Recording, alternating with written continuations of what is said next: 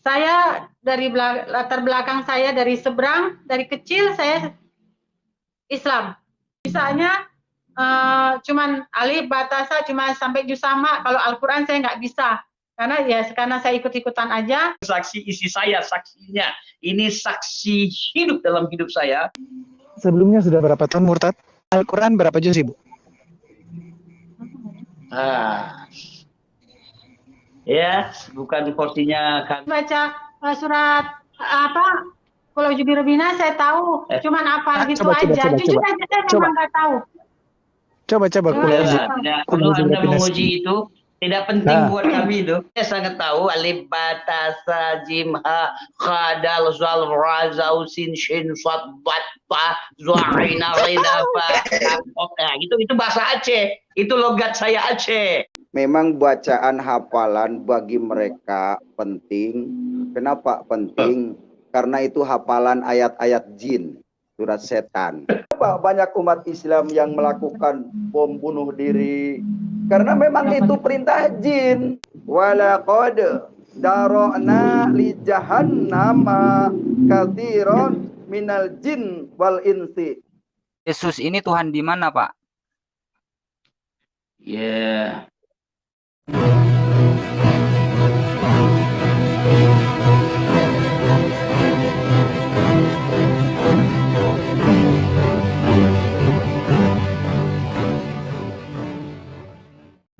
Assalamualaikum warahmatullahi wabarakatuh. Innal hamda wa syukran lillah nahmaduhu wa nasta'inuhu wa nastaghfiruhu wa na'udzu billahi min syururi anfusina wa min sayyiati a'malina. May yahdihillahu fala mudhillalah wa may yudlil fala hadiyalah. Allahumma sholli wa sallim ala sayyidina Muhammadin wa ala alihi wa sahbihi ajmain, amma ba'du. Puji syukur kehadirat Allah Subhanahu wa taala karena kita diberikan waktu dan kesempatan berjumpa kembali melalui channel Salam Satu Akidah. Semoga kita semua dirahmati Allah dan diberi kekuatan serta keteguhan hati di dalam iman Islam, tentunya untuk terus kita meningkatkan iman serta ketakwaan kita terhadap Allah Subhanahu wa taala. Dan insyaallah channel ini akan terus menyuarakan kebenaran Islam serta berusaha terus untuk membentengi umat dari upaya pemurtadan yang gencar dilakukan oleh kaum kadal dengan berbagai cara ya.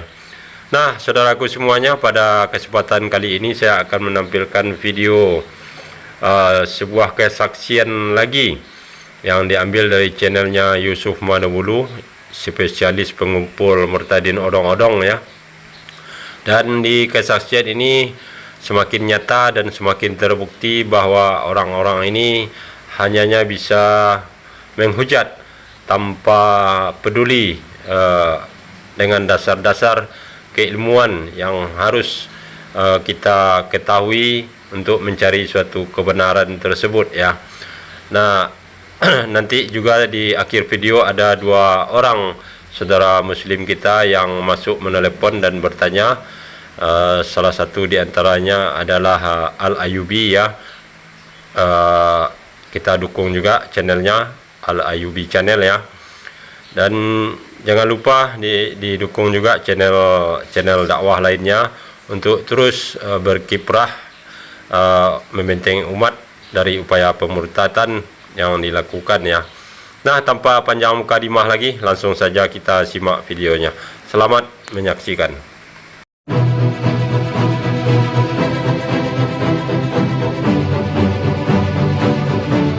Ya, sebelumnya saya mengucapkan terima kasih pada Pak Yusuf. Yusuf luar biasa, dia sudah mengizinkan saya untuk bicara, untuk menyaksikan betapa baiknya Tuhan Yesus itu di dalam kehidupan saya secara pribadi. Saya dari latar belakang saya dari seberang, dari kecil saya Islam. Saya tidak mengenal Tuhan Yesus itu siapa. Tapi luar biasa, saya dapat mengenalnya. Sebelumnya saya mau menyaksikan bagaimana dulu latar belakang saya sebenarnya. Saya dilahirkan dari keluarga Islam. Saya 8 bersaudara dan saya nomor 7.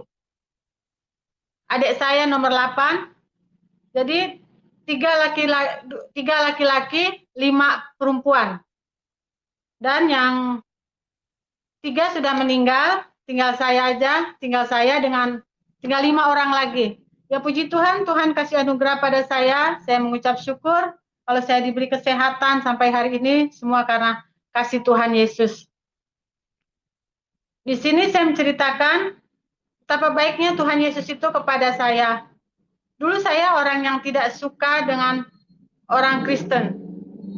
Saya tidak suka. Kenapa saya tidak suka? Karena setiap kali ibadah itu berisik sekali.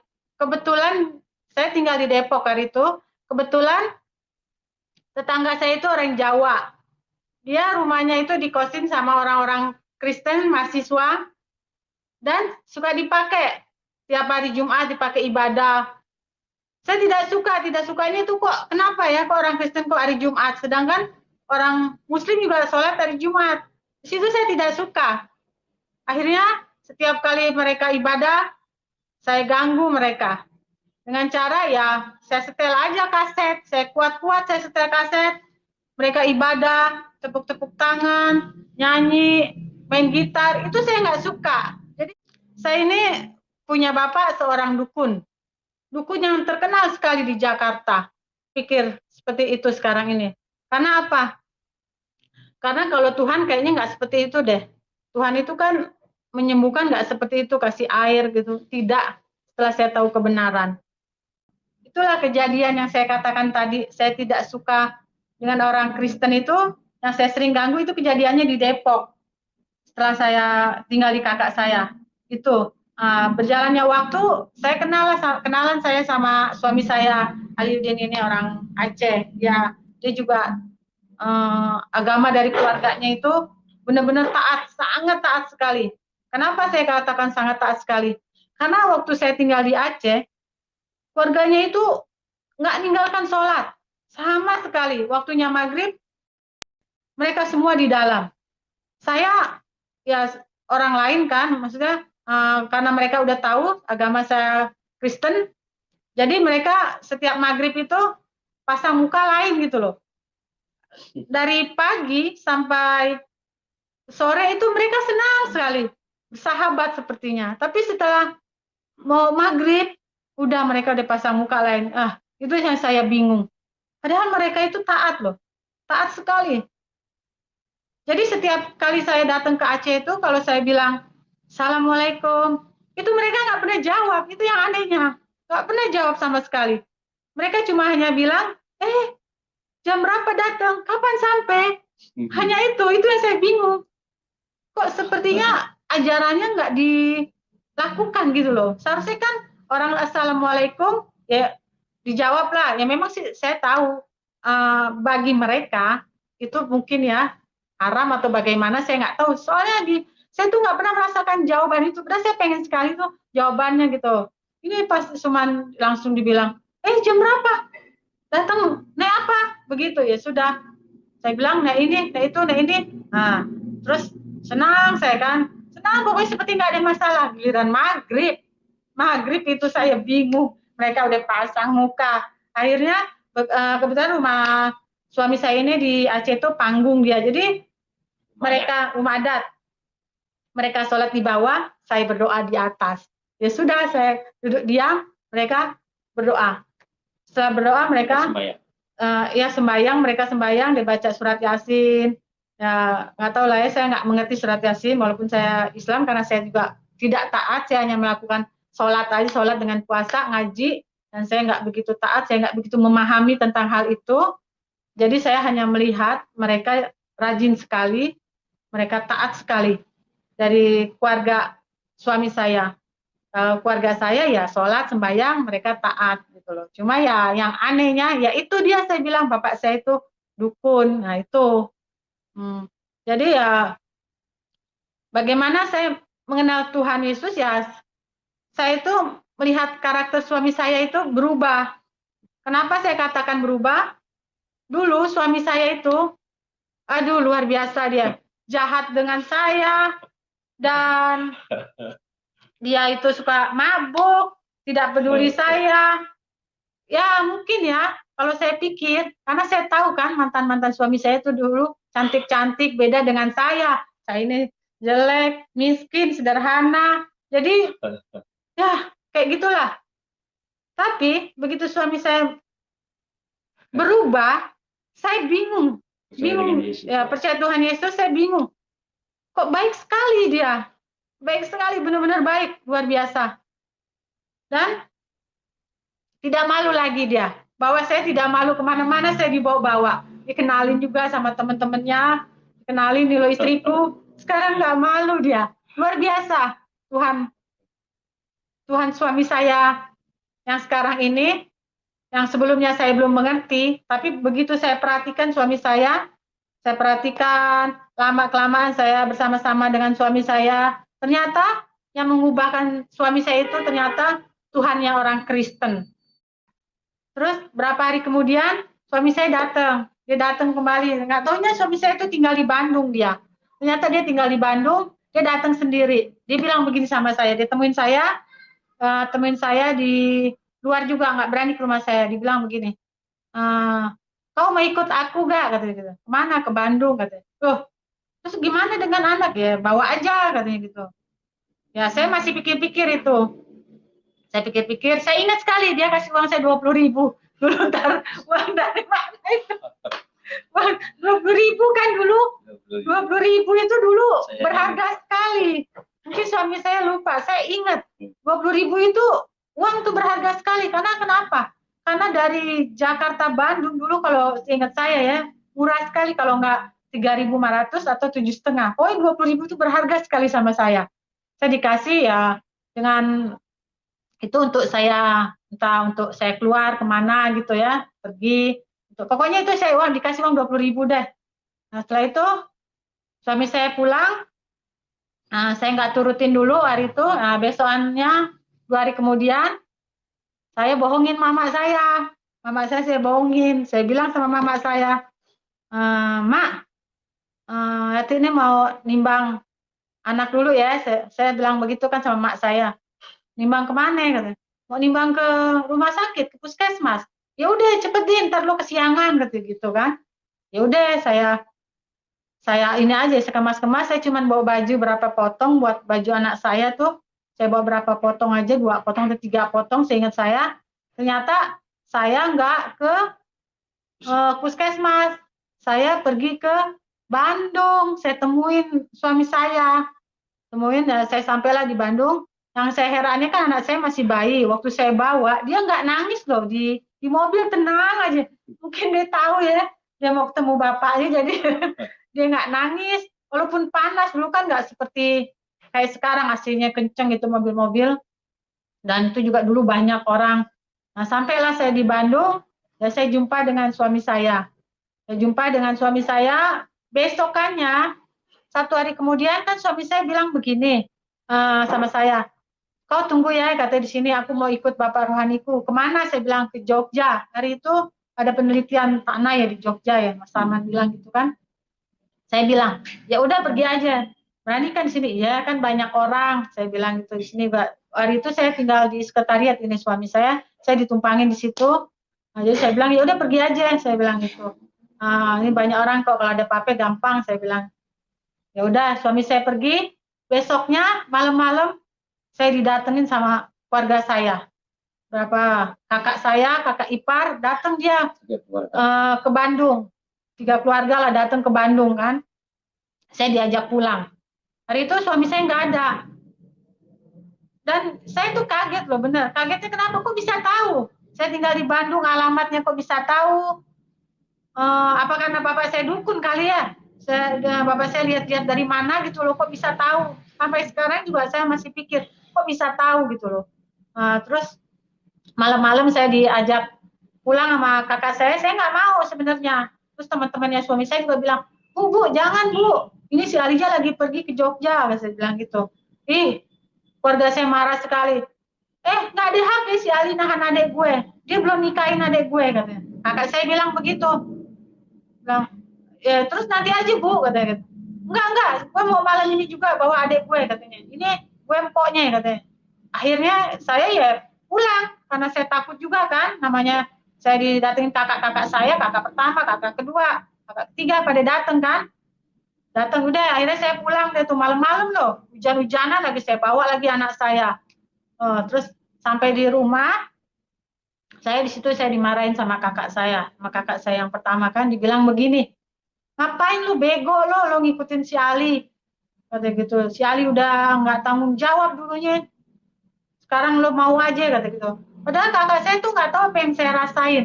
Padahal sebenarnya suami saya tuh bukan nggak tanggung jawab, dia tuh bingung waktu itu karena dia masih muda, masih belasan tahun, dan saya udah umur 23 jalan 24, kan masih muda kan, masih pikirannya mungkin masih pelimpan atau apa, nggak berani, ya wajar aja kan, dia tinggalin saya untuk sementara. Terbukti dia pesan kok, dan terbukti juga dia mau datang lagi kan, walaupun nggak diterima. Saya berpikir begitu kan. Terus kakak saya bilang, udah lo lupain aja tuh sekali, katanya gitu. Lo masih muda, apa lo bisa cari yang lain? Ya, saya pikir cari yang lain. Tapi kan cinta saya dalam hati saya, cinta saya sama suami saya. Kakak saya nggak tahu. Ya udah, kakak saya diam, kakak saya pulang lagi ke Depok. Terus besokannya ya, 1 hari kemudian saya berpikir keras. Bagaimana caranya saya ini untuk pergi lagi untuk nemuin suami saya. Caranya supaya suami saya tidak dituntut sama keluarga saya, supaya jangan dibilang suami saya nyulik saya. Akhirnya saya kabur sendiri. Ya, saya bawa itu bajunya, saya agak banyak dengan pertolongan teman juga hari itu kan, tetangga saya, tapi tetangga saya sekarang orangnya udah mati dia, kasihan loh, ya nggak tahu. Terus saya kabur, saya pergi ke Bandung, dan keluarga saya nggak cari-cari lagi. Disitulah saya mulai mengenal Tuhan Yesus. Di situ saya diperlihatkan lewat sikap karakter suami saya. Makin hari suami saya lihat kok berubah, benar-benar berubah sekali. Dia sayang sama saya, sayang sama anaknya, dia nggak malu bawa saya, sampai saya akhirnya punya anak 2, baru saya pulang ke Jakarta. Dan saya di situ, suami saya juga nggak pernah ngajakin saya ke gereja yuk, nggak pernah. Teman-teman saya di Bandung pun, orang-orang mahasiswi Kristen kayak Kak Sani gitu, nggak pernah ngajak-ngajakin. Mereka mengalir aja di situ. Akhirnya saya dengan suami saya berangkat lagi kembali ke Jakarta, dan keluarga saya juga tidak marah karena dia melihat hidup saya sekarang berubah. Hidup suami saya juga berubah, lihat suami saya tanggung jawab, jadi mereka udah nggak marah lagi. Paling hanya tetangga aja yang tahu. Tetangga ya desas-desus ada. Kristen, jadi orang Kristen miskin katanya gitu. Tidur di dekat emperan jalan kereta. Memang betul, saya pernah tinggal di dekat jalan kereta api, itu pernah saya di pinggirnya. Setiap kali kereta lewat tuh berisik, kejuk-kejuk gitu, saya tidur pun terasa karena kan dekat gitu loh. Kontrak di situ di pinggir rel. Saya ngontrak di situ hari itu 70.000. 35.000. 35.000 tuh bagi saya dulu ya, itu mahal sekali. Itu mahal sekali bagi saya. Dan ibu kosnya pun kadang-kadang kalau saya lambat suka ditanya gitu. Jadi ya luar biasa ya. Saya tuh percaya Tuhan itu bukan karena gitu loh. Saya melihat sendiri, menyaksikan kehidupan suami saya itu memang benar-benar berubah. Saya ikutin pelan demi pelan, saya lihat dia tuh memang benar-benar deh. Pokoknya saya tuh sampai saya merendahkan diri saya. Karena saya tidak pernah saya dapatkan suami saya itu seperti itu. Sebelumnya suami saya masih Muslim, itu nggak ada. Sifat kayak gitu nggak ada, sifat kasih itu nggak ada. Sifat sayang sama saya tuh nggak ada sama sekali. Yang ada tuh sifat kayak apa? Kayak benci gitu. Bukan benci ya, kayak pokoknya nggak suka gitu loh. Mungkin kayak terpaksa. Tapi begitu saya tahu dia menjadi Kristen, itu luar biasa. Dia diubahkan oleh Tuhan. Tuhan Yesus ya. Lama-kelamaan akhirnya saya atas dasar apa saya tidak mempercayai Tuhannya dia gitu loh. Tuhan Yesus, dia yang sudah menolong saya, dia sudah menyatukan saya, jadi atas dasar apa gitu loh. Akhirnya saya merendahkan diri, saya berdoa, jika saya berdoa saya diingatkan sama Tuhan, ya dosa-dosa saya, kelakuan saya juga, kan semacam saya hamil itu kan sudah suatu dosa. Jadi ya saya minta ampun lah, Tuhan mengampuni saya. Saya berdoa, saya bilang, saya percaya Tuhan, kalau bukan Engkau yang menyatukan saya dengan suami saya itu, nggak mungkin, saya bilang gitu. Ya akhirnya berjalan dengan waktu ya, saya sama-sama dalam keadaan baik. Ya, demikianlah itu kesaksian dari istri saya. Istri saya menyampaikan bagaimana pengalamannya dengan Tuhan, ya, diubah oleh Tuhan. Ya, dia berubah juga dengan Tuhan. Jadi kata-kata dari subscriber yang mengatakan kami karena supermi, karena uang, itu keterlaluan luar biasa. 7 tahun saya mengalami penderitaan, kesusahan, kesulitan. 7 tahun. 7 tahun lamanya. Ya, saya tinggal di pinggir rel kereta api, lalu saya menjual koran, saya menjual es krim. Karena menjual es krim itu tanpa modal, dapat keuntungan cuman 10 rupiah aja, 10% maksud saya. 10% jual Konilo, Apollo, Magnum, itu es krim ya. Itu pun naik sepeda, saya naik sepeda. Sepedanya pun pinjam, saya pinjam. Teman-teman saya naik Shogun, naik Supra X, ya. Itu tidak percaya Tuhan. Mereka naik Shogun, orang Surabaya, orang Jawa Timur dia pakai Shogun, pakai Supra, orang Lombok juga. Tapi saya naik sepeda dayung dan pinjam. Bunyinya begini, tilulit, tilulit. Nah, dan saya menjual koran ya. Jadi kalau ada yang mengatakan karena uang, ya itu keterlaluan ini. Hari ini saya bersaksi, isi saya saksinya. Ini saksi hidup dalam hidup saya. Nah, saudaraku semuanya, kita sudah saksikan dan dengarkan bersama kesaksian dari kedua orang ini ya, yaitu suami istri, untuk memperkuat kesaksian suaminya pada video yang terdahulu ya. Nah, bagaimanapun orang-orang ini mengemas cerita untuk meyakinkan pendengar, dan juga bagaimana bentuk atau tipe di dalam bersaksi itu tetap saja akan meninggalkan kesan atau menunjukkan adanya suatu kebohongan yang dilakukan ya. Mungkin karena itu memang sudah merupakan kehendak Allah SWT terhadap orang-orang yang suka berbohong ya. Nah, kita tadi dengarkan pengakuan demi pengakuan yang disampaikannya. Banyak sekali hal-hal yang kontradiksi dalam kesaksiannya ya, dan juga kesalahan-kesalahan di dalam kehidupan yang sebenarnya itu adalah perilaku ya, atau buruk baiknya sifat dari setiap individu, bukanlah hal-hal yang bersifat spiritual yang menyangkut keyakinan terhadap Allah atau Tuhan pencipta alam semesta ini ya. Nah, ibu ini tadi di satu sisi dia mengaku keceplosan Kristen, kemudian juga mengaku Islam, dan ternyata dia mempunyai hubungan dengan Pak Aliuddin ini. Kalau berdasarkan keterangan kita dengar tadi, itu berhubungan di luar nikah sepertinya ya, kalau menurut ceritanya ya. Nah, tentu sajalah kalau orang-orang seperti ini, yang pertama karena tidak meyakini dan tidak mengimani sepenuhnya agama sebelumnya, dan juga ditambah dengan perbuatan dosa yang sudah jelas dilarang oleh Allah SWT mereka lakukan, maka pada akhirnya akan menyesatkan dan menyerumuskan orang tersebut ke jurang yang lebih dalam, yaitu kesesatan yang lari dari Allah SWT serta mengingkari apa yang sudah ditentukan oleh Allah SWT. Jadi kita tidak heran ya kalau orang-orang yang seperti ini kemudian menjadi murtad.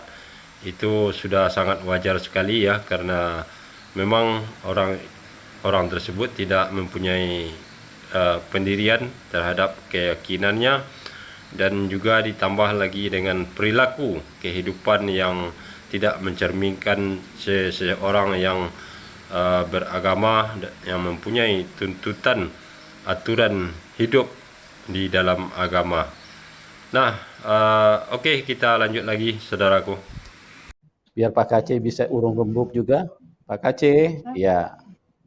Oke, ini Pak hamba Tuhan dari Muslim, Pak. Kalau Pak KC dari Murtadin, ya.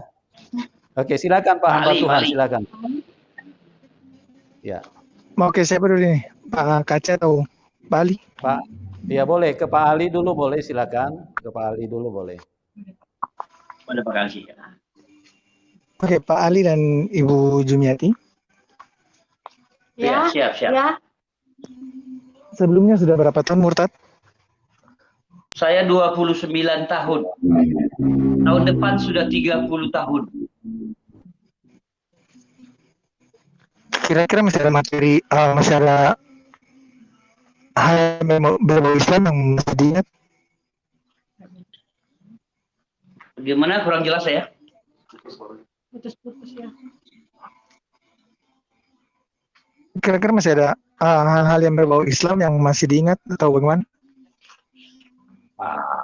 Ya pasti diingat lah, baca Al-Quran ingat. Ya, baca Al-Quran ingat, ya kan? Oke, tadi Ibu kan bilang bahwa Ibu tidak. Ya, tadi kan Ini Ibunya saya bilang bahwa hanya ikut-ikut aja. Iya, kalau saya memang Enggak, gini. Maksudnya kan tadi Kurang bilang jelas, bahwa tadi kan bilang kalau tidak sampai hatam Al-Quran ya. iya, saya nggak paham. Memang Tapi tahu alif sampai juz amma. tahu alif bata sajim ha tahu saya. Itu saya kenal. Al-Quran berapa juz? Tapi saya Al-Quran berapa juz? saya nggak seperti Al-Quran berapa juz, Ibu?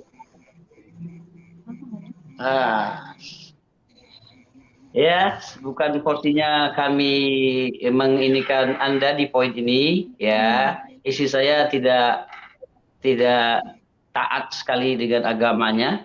Boleh dibilang saya juga tidak orang yang taat sekali, tapi saya tahu baca Al-Quran. Karena saya dari Aceh. Saya sangat tahu biasanya orang kita selalu salahkan. Ya, silakan.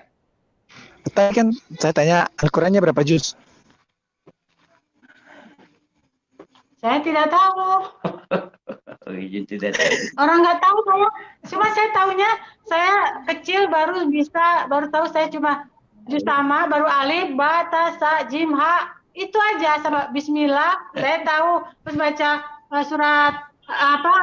Kalau Jubirobina saya tahu, cuman apa gitu aja. Jujur aja saya memang nggak tahu. Coba Kalau Anda menguji itu tidak penting buat kami itu. Jangan lah, kalau bisa. Pokoknya tidak terlalu penting itu buat kami. Ya, kami hanya mengalami Hamba Tuhan. Jadi begini, soal hafal menghafal itu tidak penting di dalam kekristenan, Pak.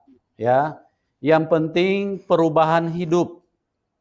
Gaya hidup berubah karena ada Tuhan Yesus. Dulu hidup dalam kegelapan, sekarang hidup di dalam terang. Karena Tuhan Yesus sudah mengubahkan Ibu Jumiati, dan dia bisa melihat itu dari kehidupan suaminya Bapak Aliuddin. Kalau dalam kekristenan perubahan hidup, Pak, bukan soal hafal menghafal, Pak. Kalau soal hafal menghafal itu mungkin bisa diarahkan ke anak-anak TK atau anak-anak sekolah, Pak. Ya begitu, Pak. Oke, tapi gini. Buat mereka itu penting. Tadi kan buat mereka penting gitu. Salah huruf aja buat mereka penting sekali. Tapi buat saya terus terang nggak penting ya. Buat saya nggak penting, tapi saya tahu ya. Saya tahu. Oke lah, saya jelaskan dengan saya tahu, isi saya tidak tahu. Ya, saya sangat tahu alif ba ta sa jim ha kha dal zal ra zau sin shin sad bat ta za ain rida fa ya, itu bahasa Aceh. Itu logat saya Aceh, ya kan? Ya, jadi antara ha dengan ha harus jelas. K dengan apa harus jelas. A dengan A harus jelas. Kadang-kadang banyak dari luar juga nggak jelas. Tapi bukan itu poinnya. Ya, kami tidak penting sekali dengan poin itu, biar khatam Al-Quran buat kami nggak pusing itu, atau khatam dari Kejadian sampai Wahyu nggak penting, mengerti banyak tentang teologi tidak penting, yang penting hidup itu. Jadi kekristenan itu hidup ini menjadi dampak buat orang lain, keluarga, tetangga, orang sekelilingnya, tidak menuduh orang, tidak menghakimi orang, tidak menghina orang, karena itu bukan diajar oleh Yesus. Yesus tidak mengajar membenci, menyakiti. Bahkan yang Yesus ajarkan, musuh aja kita doakan, berdamai. Ya, itu yang kami nikmati. Mau disalahkan A, B, C, D, kami tidak pusing. Ya terserah, itu tidak penting buat kami. Ya, saya tidak penting itu. Anda mau jelaskan kemana? Ya, disuruh baca, saya tahu baca. Sebisa mungkin saya tidak salah, sebisa mungkin saya, padahal sudah 40 tahun lamanya saya tidak baca Al-Quran, 40 tahun lamanya, tapi saya masih tahu, isi saya tidak tahu, dia paling tahu alif ba itu pun hanya ho dibilang gitu, beda dengan kami orang Aceh, kha dal zal ra zaul sin shin dengan sin itu beda, dengan swa beda, ya kan? Kalau dikasih tin sudah menjadi shin, kalau tidak ada tin menjadi sin, harus jelas, yang begini swa harus jelas, tapi tidak penting buat saya itu. Makanya saya katakan khatam Al-Quran pun tidak penting buat saya, atau khatam dari Injil, dari Kejadian sampai Wahyu, belum tentu menunjukkan orang itu orang yang Tuhan kehendaki, yang melakukan kehidupan Tuhan itu. Ya, jadi Tuhan mau setiap orang melakukan yang dikehendakinya. Apa yang dikehendakinya? Melakukan ya sebisa mungkin yang benar itu bersama-sama dengan Tuhan. Ini ajaran yang kami alami sekarang. Ya, jadi kalau ditanya poin-poin itu buat saya tidak penting lagi ya. Jadi Tuhan tidak ajar orang itu milih-milih orang pintar kah, orang bodoh kah, orang sehat kah, orang sakit kah, orang kaya kah, orang miskin kah. Yang Tuhan lihat sikap hati yang tulus. Ya, mau hidup bersama dengan semua orang, mengasihi semua orang. Saya mengasihi orang sekarang. Orang suku-suku yang sangat miskin, yang sangat hina, sebisa mungkin saya bisa datang, bisa kunjungi, berbagi rasa. Apalagi orang sekeliling saya. Jadi itu aja, supaya Anda tidak melebar di poin itu, karena kalau itu ditanya kepada isi saya tidak begitu banyak tahu ya. Dan saya 40 tahun lamanya sudah coba, tapi saya masih tahu, karena saya dari Aceh. Kalau nggak tahu kami, kalau salah aja sin yang tidak ada titik dengan shin, itu harus sin ya. Pak Liudin. Ya, siap. Oke. Ya. Mungkin kita kasih ke Pak Kace. Pak Kace mungkin lebih tahu itu, Pak. Silakan Pak Kace. Silakan Pak. Kabur dia. Kabur udah. Mantap Pak Kace. Luar biasa Pak Kace. Pasti kabur. Jadi begini Pak. Jadi begini. Sedikit saya jelaskan. Memang bacaan hafalan bagi mereka penting. Kenapa penting? Karena itu hafalan ayat-ayat jin, surat setan. Jadi kalau setan tuh menilainya dari bacaan, bukan dari arti dan maksud. Ketika bacaannya tidak sesuai yang dia inginkan, cekikik itu ketawa. Oke, Pak Kace. Itu memang Pak Kace, penting. ini hamba Tuhannya sudah masuk lagi ini Pak, yang Muslim tadi. Silakan Bapak jelaskan dulu sedikit. Baik. Begini, pertanyaan hamba Tuhan itu bagus sekali bagi dia, karena memang penting menghafal ayat Quran itu hanya bacaannya saja, artinya tidak perlu. Makanya kalau ada umat Kristen yang mengerti ayat Quran, dianggapnya nggak paham. Yang mereka nilai itu bacaannya, hafalannya, karena memang itu pesan jin, pesan setan. Ya, jin itu sebangsa setan. Terima atau tidak, ini faktanya. Karena Quran surat 72 itu disebutkan al-jin. Hanya Quran, kitab sucinya umat Islam yang ada jinnya.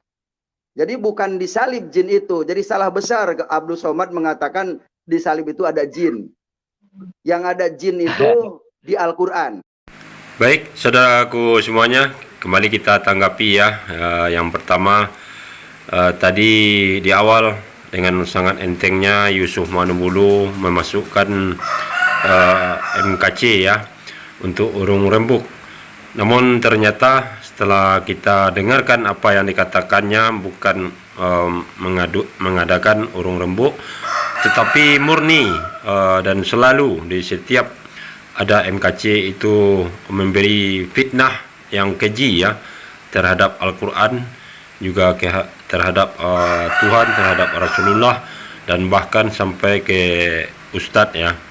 Kemudian yang kedua, ada penelepon saudara muslim kita yang masuk dan bertanya kepada Aliuddin dengan istrinya menurut pengakuannya ya. Dan ternyata ketika ditanyakan perihal apakah masih ada ayat yang masih dihafal, dengan enteng dan sangat santainya dia menjawab, bagi kami itu tidak penting ya, karena pada dasarnya dia memang tidak bisa menjawab, dan itu sekaligus membuktikan bahwa dia ini mengibul ya. Karena dahulu beberapa saat yang lalu dia juga sudah pernah melakukan kesaksian di channel Yusuf Manubulu ini, namun sepertinya kurang mempan ya untuk mempengaruhi umat muslim yang awam, maka dia perlu bantuan istrinya untuk memperkuat kesaksiannya ya berdua. Nah, baik Aliuddin beserta istri maupun si Kaci Cornelius ini ya terbukti adalah orang-orang yang bodoh. Kenapa kita bisa katakan bodoh? Kalau orang yang berpikiran cerdas dan banyak mengetahui ilmu pengetahuan ya, terutama sekali di dalam bahasa, tentu akan menyadari bahwa bahasa itu sangat diperlukan dan dibutuhkan sekali ya. Karena tanpa adanya bahasa, maka sesuatu yang ingin disampaikan oleh penyampai, maka kita tidak akan paham dan tidak akan mengerti ya.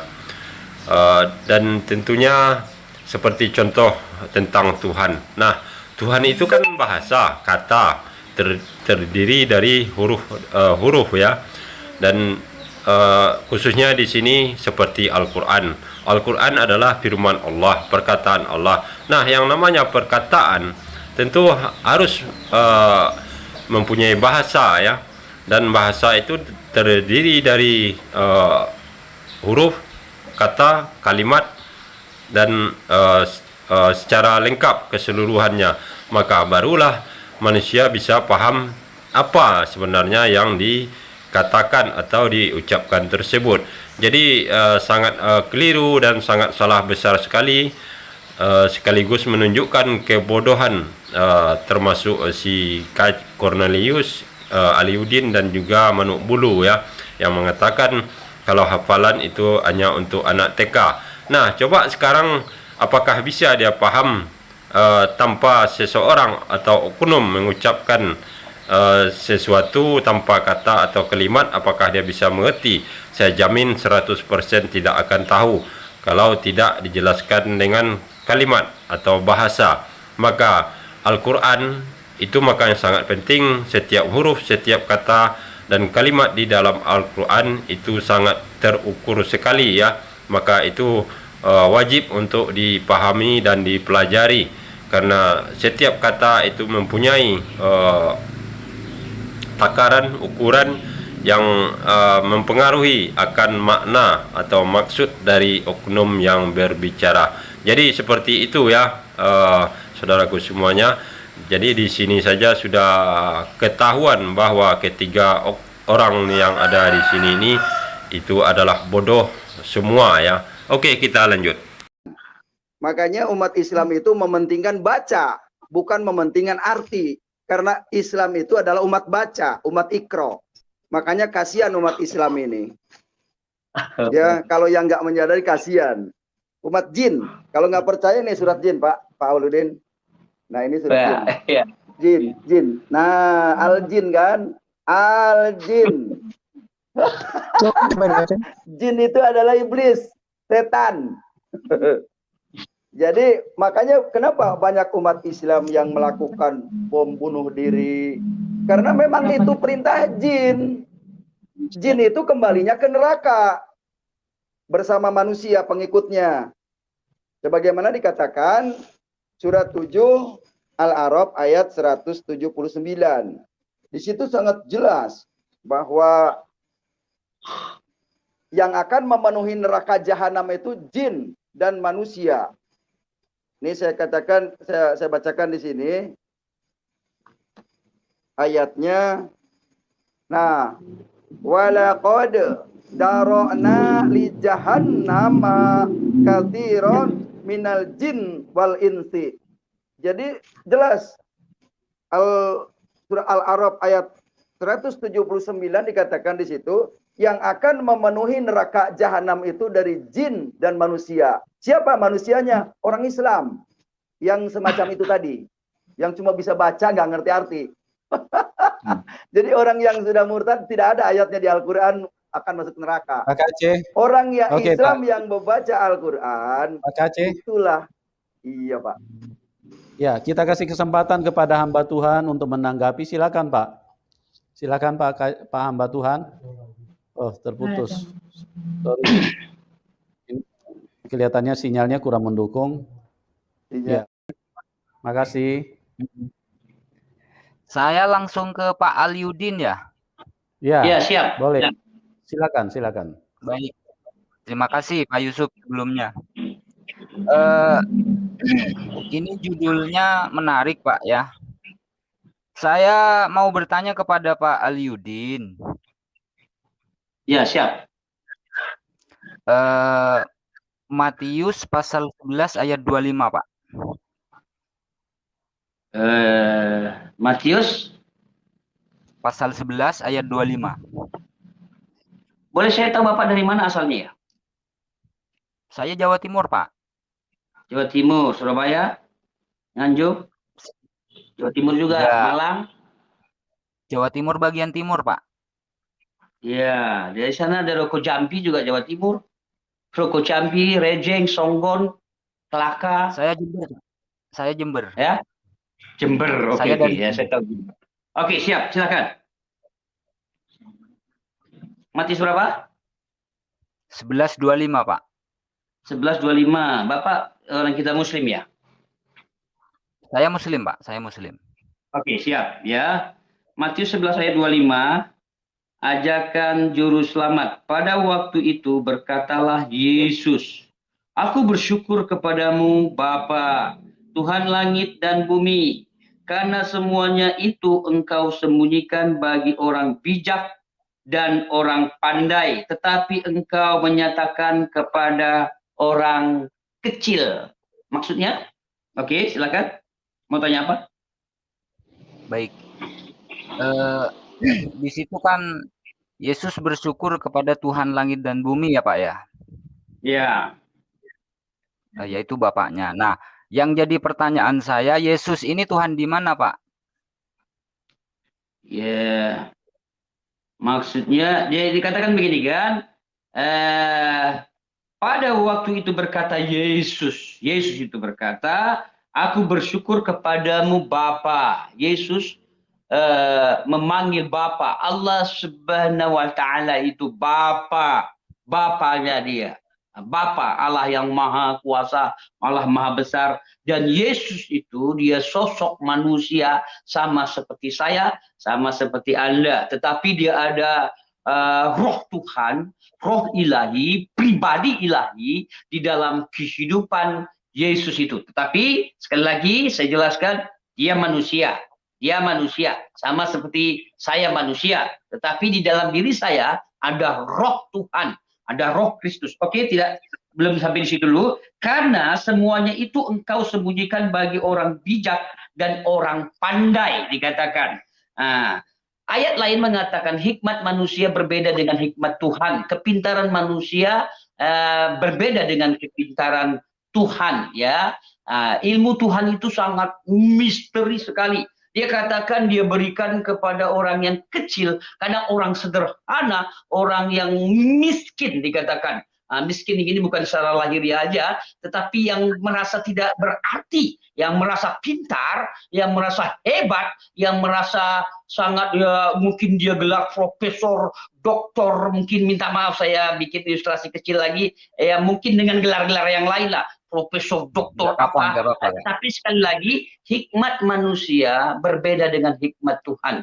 Sekali lagi saya beritahu, Tuhan tidak melihat orang pintar kah, orang bodoh kah, orang kaya kah, orang miskin kah, orang sehat kah, orang sakit kah. Tuhan hanya melihat sikap hati kita. Betul. Makanya berbahagialah orang yang suci hatinya, yang dia tidak melakukan kejahatan, kelaliman, yang negatif dalam pikirannya, hati perasaannya. Dia dapat merasakan Allah, dia dapat melihat Allah, dia dapat berkomunikasi dengan Allah. Sekarang saya dapat merasakan, kalau saya ada pikiran saya negatif sedikit aja, atau hati saya negatif sedikit aja dalam hati saya, perasaan saya, dan pikiran saya, itu mengganggu hubungan diri saya kepada Tuhan. Ini menunjukkan begitu suci, begitu kudusnya Tuhan itu. Dia memberi pengertian banyak hal kepada saya.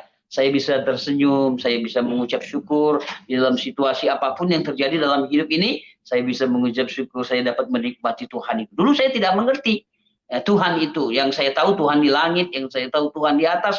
Ternyata Tuhan ada dalam diri saya, ada dalam hidup siapapun yang mau percaya. Barang siapa percaya, ya Tuhan itu, Yesus itu, dia hidup seperti kita manusia, dia mencontohkan teladan itu. Makanya dia meminta kepada Bapaknya, dia melakukan yang benar. Di dalam ayat lain, dalam Injil, dalam Filipi, dia taat, dia setia sampai mati. Dia mencontohkan teladan hidup, tapi dia dihina, dihujat, difitnah, dan dia mati di kayu salib. Tapi memang itu jalan cerita seorang Yesus, dia mati di kayu salib, darahnya itulah tercurah untuk menebus semua manusia tanpa terkecuali. Barang siapa percaya, tidak binasa melainkan beroleh hidup yang kekal. Dia hidup kembali. Kematian tidak berkepanjangan menarik Yesus itu. 3 hari kemudian dia bangkit. Dia tunjukkan ratusan orang membuktikan, menyaksikan Matius, Markus, Lukas, Yohanes dan murid-murid yang lain. Dan dia bangkit naik ke surga, duduk di tata Allah Bapa. Allah Subhanahu wa Ta'ala itu pencipta, dialah Bapa itu. Dia duduk bersama-sama dan dia mencurahkan rohnya yang kudus. Rohnya yang kudus itu dicurahkan. Makanya saya bisa percaya, si A, si B, si C menjadi percaya, isi saya menjadi percaya. Karena roh Tuhan bekerja berlipat kali ganda, memberi boleh dikatakan kepintaran, pengertian ilahi. Ya, apalagi orang pintar, orang yang hebat, gelar profesor, doktor, dia merendahkan diri sepenuhnya dengan Tuhan beri lagi, Tuhan beri lagi pengertian yang sangat luar biasa. Sudah pintar dalam pikiran, pintar dalam hati, naluri dia secara manusia, dan pintar lagi dengan Tuhan. Yang orang bodoh pun saya beritahu, siapapun Anda yang menyaksikan saat hari ini, mungkin Anda mendengarkan suara saya, sebodoh apapun, sesederhana apapun Anda saat hari ini, berilah diri kepada Tuhan. Makanya Tuhan itu memberi pengertian, Tuhan memberi kepintaran, Tuhan memberi hikmat, Tuhan memberi kuasa dalam kehidupan orang yang merendahkan hati, merendahkan diri sepenuhnya kepada Tuhan. Tuhan sendiri memberi pengertian, Tuhan sendiri memberi pengampunan, mudah sekali mengampuni, mudah sekali memaafkan, tidak sakit hati, tidak kecewa, tidak menjengkali orang, tidak mengukur orang, justru dibantu orang itu bagaimana. Misalnya orang itu kekurangan, orang itu tidak mengerti, mungkin pemahaman yang sangat kecil, mari kita yang mengerti memberi pengertian itu. Tidak menghujat, tidak menghina, tidak mencaci, tidak memaki. Itu luar biasa Pak, ya luar biasa. Tapi Bapak belum menjawab pertanyaan saya Pak. Ya. Yang saya tanyakan, jika Yesus bersyukur kepada Bapaknya Tuhan langit dan bumi, yang saya tanyakan Yesus Tuhan di mana Pak? Gitu Pak.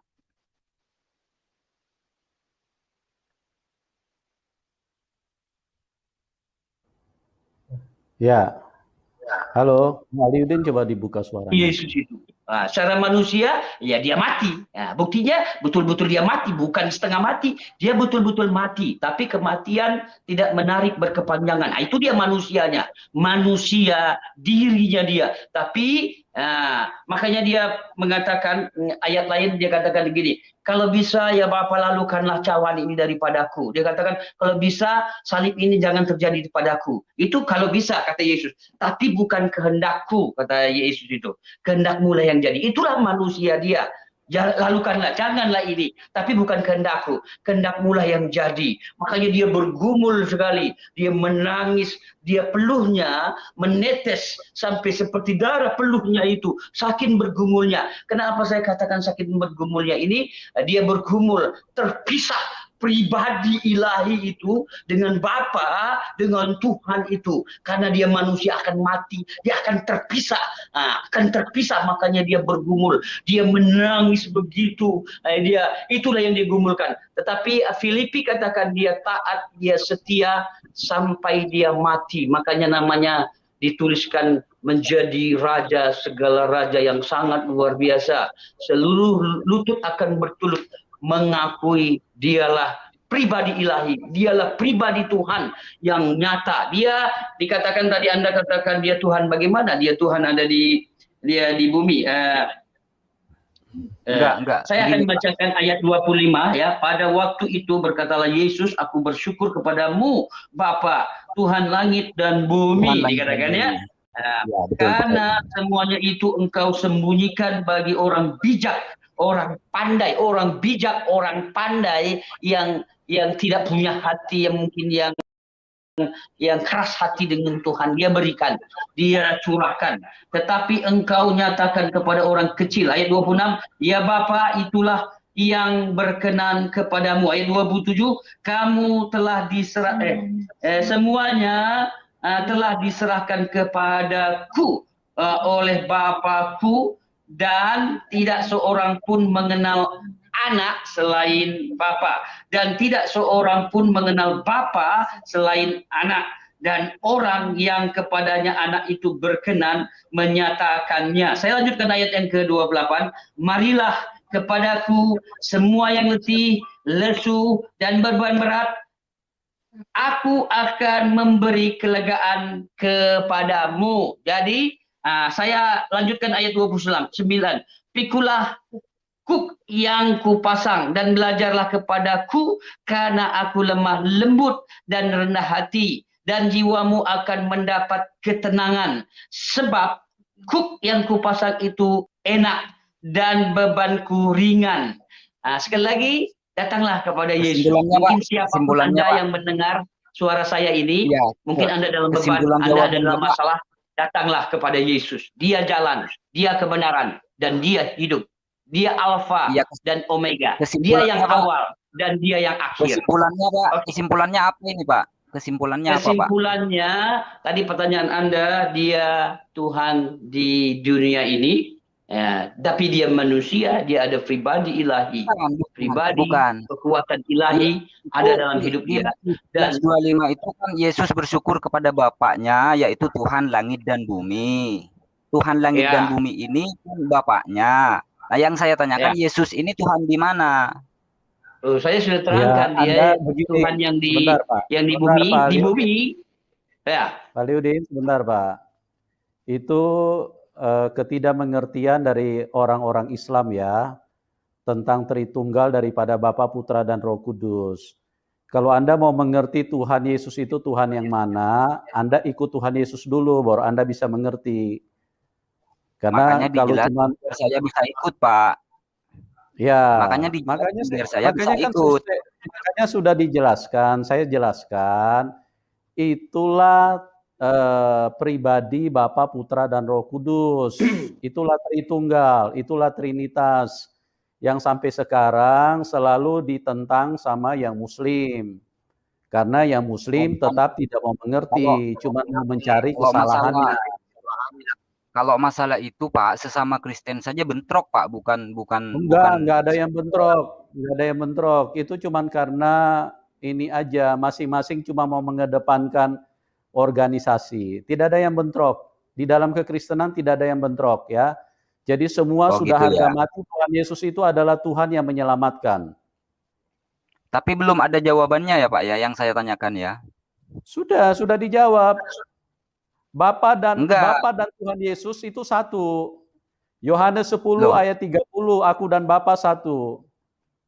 Loh, kalau Bapak dan Yesus ini adalah satu, berarti anak Maria kembar ya Pak ya? Oh, disitulah gagal pahamnya orang-orang Muslim, ya. Makanya kalau mau itu harus terima Tuhan Yesus dipenuhi Roh Kudus baru bisa paham. Begini Selama Pak, Anda berbicara cuma mohon maaf Pak Yusuf, mohon maaf sebelumnya, mohon maaf. Gini Pak, ya. Kalau Bapak tidak bisa menjelaskan secara rasional bagaimana orang lain bisa ikut gitu loh. Ya, kalau bicara rasional untuk Tuhan itu tidak bisa rasional.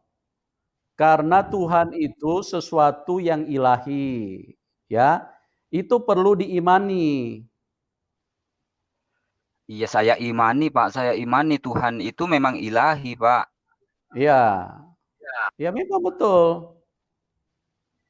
Betul. Berarti belum ada jawabannya ya Pak ya? Kenapa?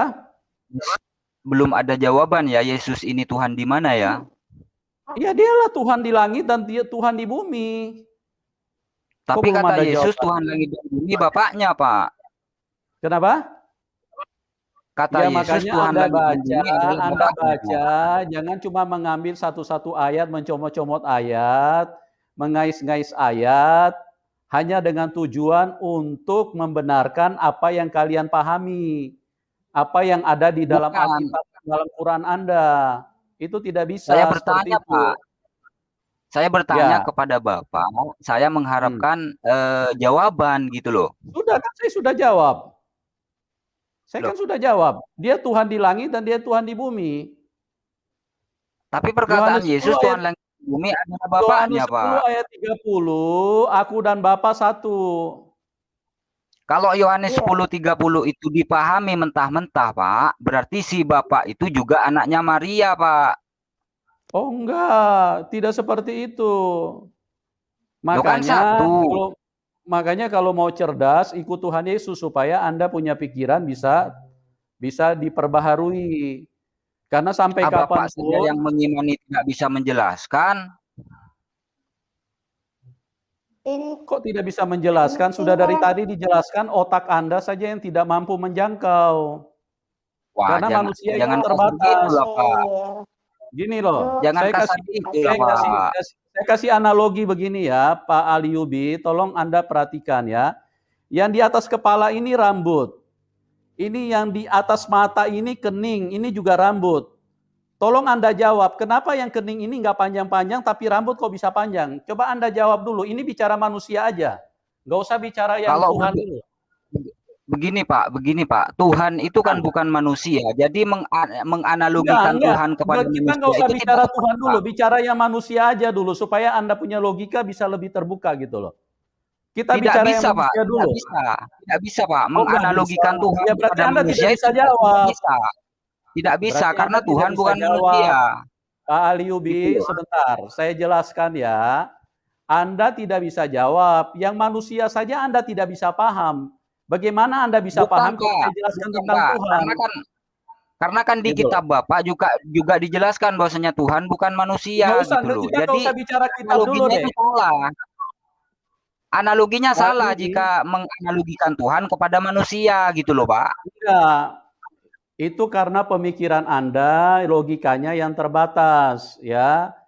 Makanya kalau mau pintar harus ikut Tuhan. Maaf Pak Yusuf, boleh saya bertanya kepada Al-Ayubi? Oh ya, silakan. Maaf, saya tidak menerima pertanyaan, Pak. Pak KC, saya tidak menerima pertanyaan. Anda ini pendusta, Anda ini pembohong. Katanya Anda menyembah Allah, tapi Anda tidak pernah bisa menjelaskan tentang Allah yang Anda sembah ke publik. Pak KC, tolong suaranya. Sebentar. Pak Yusuf. Pak KC suaranya pakai yang suara asli saja, ya. Pakai yang suara asli saja, Pak KC. Ya, jadi gini Pak Aliubi, kita gantian ya bicaranya ya. Saya tadi sudah jelaskan, kita nggak usah dulu tentang Tuhan itu sesuatu yang ilahi, itu membutuhkan logika yang lebih. Hanya orang-orang yang menerima Tuhan Yesus logikanya bisa lancar, bisa lebih. Nah, kita pakai logika manusia aja dulu nih, ya. Kita bicara tentang manusia dulu. Tolong Anda jelaskan kenapa kening itu tidak bisa panjang, sementara rambut bisa panjang. Kan kening itu juga rambut. Coba Anda jelaskan. Mohon maaf, Pak. Mohon maaf Pak Manubulu, ya, analoginya keliru, gitu loh. Keliru bagaimana? Ya, Pak Al-Ayubi, Ya, karena Anda ini kan penyembah batu. Jadi tidak mungkin orang bisa mengikuti Tuhanmu yang bersegi empat. Penyembah batu Ka'bah.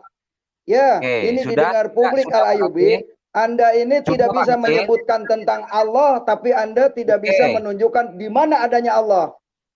Oke, sudah Pak Kacil. Jelaskan Allah kepada orang Kristen. Kalau memang orang Kristen salah menyembah Tuhan Yesus, Anda harus tunjukkan Allah yang Anda sembah, tunjukkan. Oke. Bisa boleh tidak? Ngomong?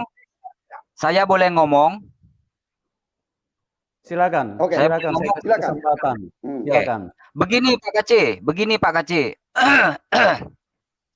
Jika Pak Kacil dan seluruh orang di room ini bisa menunjukkan satu dalil saja di dalam Al-Quran yang menunjukkan bahwasanya Allah itu adalah batu, saya akan murtad masuk Kristen dan saya akan menjadi pembantu Pak Kacil seumur hidup saya tanpa digaji.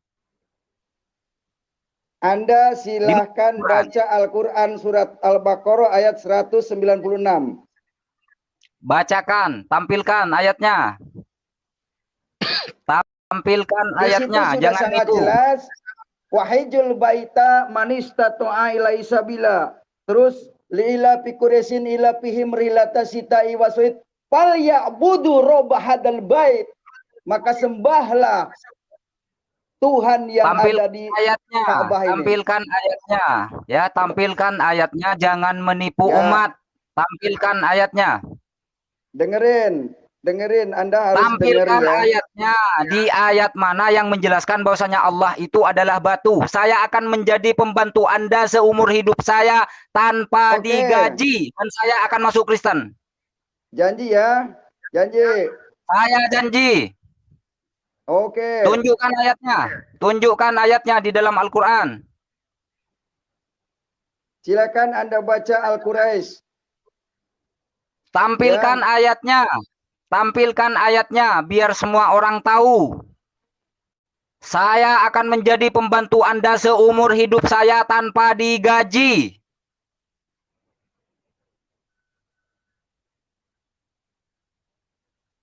C, suaranya bisa dengar Pak Kacil?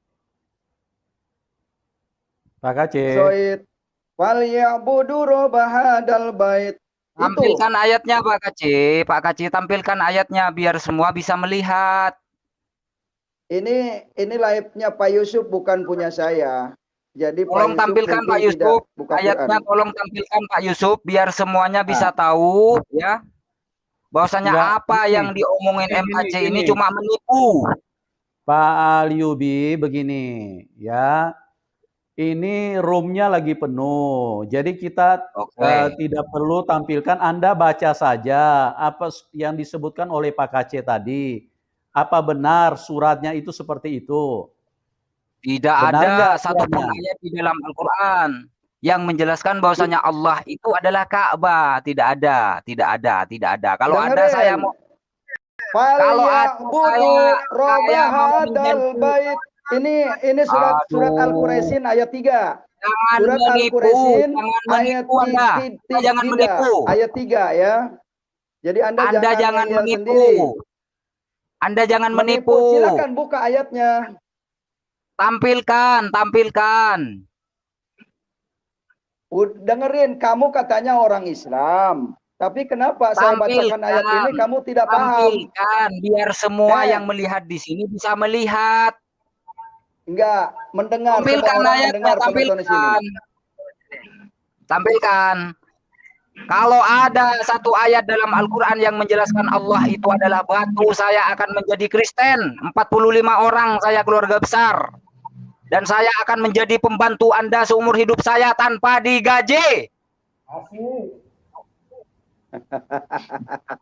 Ini wahijul baita manistata'a ilaihi sabila. Dan tampilkan ayatnya, tampilkan. Nggak bisa Pak, penuh ini kan. Coba bisa Pak Aceh apa bisa namanya screenshot, Pak. Al-Quran, ya. Nggak Pak percaya. Aliudin ada pegang Al-Quran di situ, Pak? Pak Aliudin? Iya, di surat apa tadi? Surat apa tadi? Iya ada. Surah apa, Pak? Pak Aceh? Surat Al-Quraisy.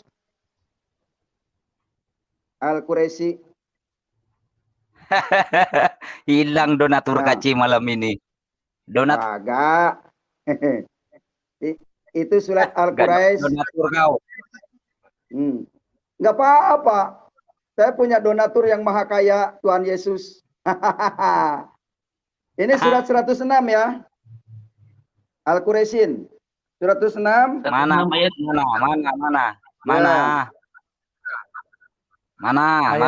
Tampilkan. Ayat berapa, Pak? Ayat 3. Ayat 3. Itu penyembah batu itu. Pak Aliudin bisa bacakan? Oke, saya baca ya. Surah Al-Quraisy juz 30 ayat 3 ya. Dikatakan gini, "Falya'budu rabb hadzal bait." Artinya, maka hendaklah mereka menyembah Tuhan dalam kurung pemilik rumah ini, Ka'bah dalam kurung. Dalam kurung Ka'bah. Falya'budu rabb hadzal bait. Udah, di mana di situ? Ya, jadi pelayan Muhammad KC. Di mana di situ? Di mana di situ yang menjelaskan bahwasanya Allah itu adalah batu? Di mana? Di mana? Hilang donaturmu malam ini. Hilang donaturmu. Ini ayatnya di Quran. Nah, siapa yang suruh ke Mekah? Siap-siap kau. Ya, siap-siap kamu ini kan pendusta, kamu jin, karena kamu ini sering baca surat jin. Jadi surat jin hanya di Al-Quran yang ada surat jin. Ingat, teman-teman, saudara-saudaraku, dimanapun Anda berada yang mendengarkan malam ini, bahwa di Al-Quran ada surat 72 namanya surat jin. Jin itu sebangsa setan. Jin itu sebangsa setan. Jin itu adalah sebangsa setan. Jadi hanya di Al-Quran yang ada surat jin. Yang ada surat setan adalah adanya di Al-Quran. Dan ingat teman-teman, tidak ada ayat di dalam Al-Quran Muhammad bin Abdullah akan menyelamatkan umatnya. Tidak ada ayatnya di Al-Quran. Jadi jangan sampai umat Islam ini dibohongin. Si Aliudin kan tujuannya agar para pencinta Muhammad KC mundur. Tapi orang pecinta Muhammad KC ini orangnya cerdas semua. Tidak mungkin mau dibohongin. Orang cerdas semua. Pak KC bukan Pak Aliudin, Aliubi, Pak. Al-Ayubi, benar. Sorry Pak Aliudin. Oh, sorry. Pak Yusuf Manubulu. Pak Yusuf Manubulu. Pak Yusuf Manubulu, tolong siapin kolam baptisannya Pak Yusuf, gitu dibaptis. Udah, baptis ya. Begini, siap dibaptis. Bekerja sama Muhammad KC tanpa gaji. Pusing Pak Yusuf. Oke, saya jelaskan ya. Saya jelaskan boleh? Silakan. Oke. Ayat yang Pak KC tunjukkan itu tidak menjelaskan bahwasanya Allah itu adalah batu, tidak sama sekali ya. Jadi Pak KC ini main pelintar-pelintir agar supaya bisa makan, donatur bisa masuk gitu ya. Tidak ada yang menjelaskan bahwasanya Allah itu adalah batu. Jadi begini. Halo? Itu sudah jelas ayatnya. Saya bisa enggak? Yang ada di Ka'bah itu adalah batu hitam, Hajarul Aswad. Ya, dicium rebutan. Kenapa saya bisa mengatakan itu? Karena saya sering dulu cium batu. Begitu ya. Jadi ini para penyembah batu yang tidak terima disebut menyembah batu. Orang buktinya kamu sholat menghadap ke barat kok. Emang sekarang bukan giliran saya ya. Apa tujuannya? Begitu. Sebentar. Sekarang giliran saya. Semua tahan dulu. Saya pasang timer ya supaya adil ya. Siap. Saya pasang timer supaya semua kebagian untuk bicara ya. Sebentar. Masing-masing saya kasih waktu 2 menit. Ya. Begini Pak Manubulu. Tahan dulu supaya ya, dengar dulu. Kita dengar dulu. Ya. Silakan. Ya. Oke, ya, supaya masing-masing berbicara dengan waktu yang sama ya, supaya tidak ada yang ini yang berjalan mau sendiri ya. Semua saya kasih waktu 2 menit ya. Oke, sekarang saya kasih kesempatan pertama dari Pak Alyubi dulu. Silakan Anda bertanya. Menjelaskan tadi apa yang Pak Kaceh dulu. Pak Kaceh, silakan. Hah? Pak Kaceh dulu. Pak Kaceh dulu, silakan. Oke. Pak Kaceh silakan. Saya akan jelaskan di dalam surat 106 Al-Quraisyin, di sini jelas li'ila fi Quraisyin ila fihim rihlatas sita'i wasu'ib falyabudu rabahadal bait alladhi atamahum min ju'i wa amanahum min haub. Jadi saya akan langsung tunjukkan ayat 3-nya, maka hendaklah mereka menyembah Tuhan pemilik rumah ini dalam kurung Ka'bah. Ka'bah itu adalah batu. Ka'bah itu Hajar Aswad. Dicium rebutan. Ya. Makanya orang mencium Ka'bah, sujud di depan Ka'bah itu di depan batu. Memang tidak disebut harus menyembah batu ini, tidak. Tapi faktanya orang Islam menyembah batu hitam, Hajar Aswad. Mau ditolak seperti apa, memang faktanya seperti itu dan saya dulu ngalami. Makanya saya murtad karena saya tahu bahwa yang disembah umat Islam ini batu hitam. Makanya mereka kalau ditanya tentang Allahnya, mereka selalu berdalih, selalu mengatakan laisa kamitslihi syai'un, tidak ada yang serupa. Tapi sembah ke depan batu, oh ini hanya sumber saja, pusatnya Islam. Itu dalil, berdalih ya. Makanya kalau ada orang Kristen baca Al-Quran, oh itu harus benar dulu, panjang pendeknya, mahruju hurufnya. Itu dalih saja. Yang jelas dia pembohong. Jadi mereka para penyembah batu mengaku menyembah Allah. Itu ketahuan pembohongnya sekarang kan kepagaran jenggot. Malu dia. Dibilangin itu Ka'bah itu nyembah batu. Muhammad Kaceh 3 kali ke Mekah. Dan di Mekah bukan sebentar. Saya lama di sana. Sampai Taif, Madinah, Mekah, Jeddah. Udah saya kejar semuanya, saya jalanin. Lanjut. Oke, silakan Pak Alyubi. Anda punya waktu juga sama 2 menit. Oke, sebentar Pak Yusuf, saya minum dulu biar saya telanjangi MK malam ini. Ya, oke, minum dulu. Sambil mempersiapkan ilmu, silakan.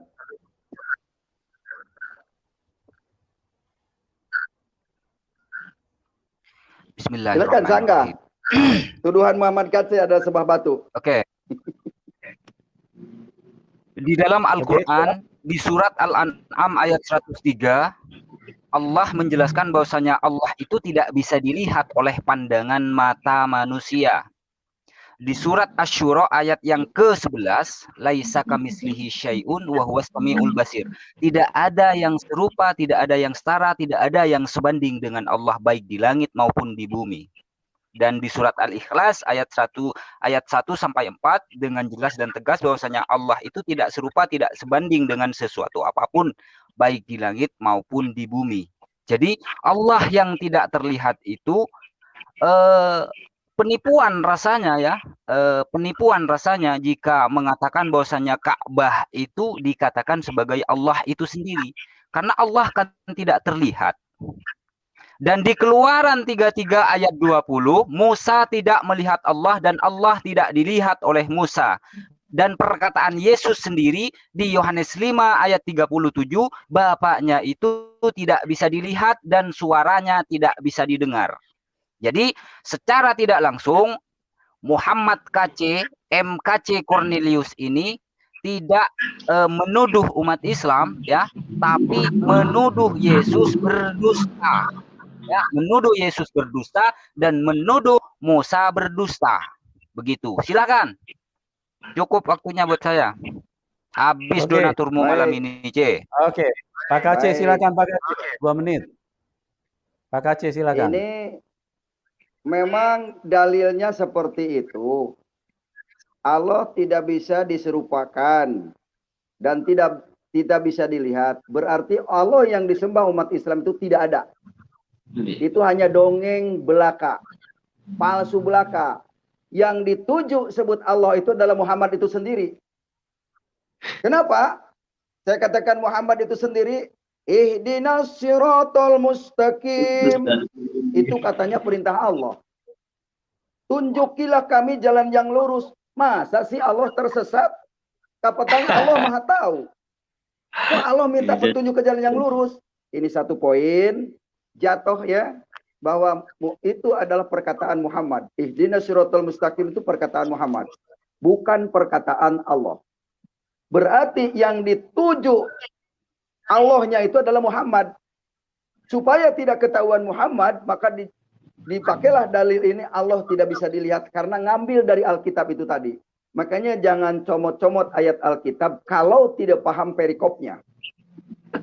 Akhirnya kan penafsirannya jadi ngawur dan ngelantur, tidak jelas. Alkitab ini sudah sempurna. Kalau menceritakan di atasnya tentang mobil, kata kuncinya mobil, tentu yang dijelaskannya ban mobil, spion mobil. Ini komparasinya seperti itu ya. Mesin mobil, bodi mobil. Itu jelas.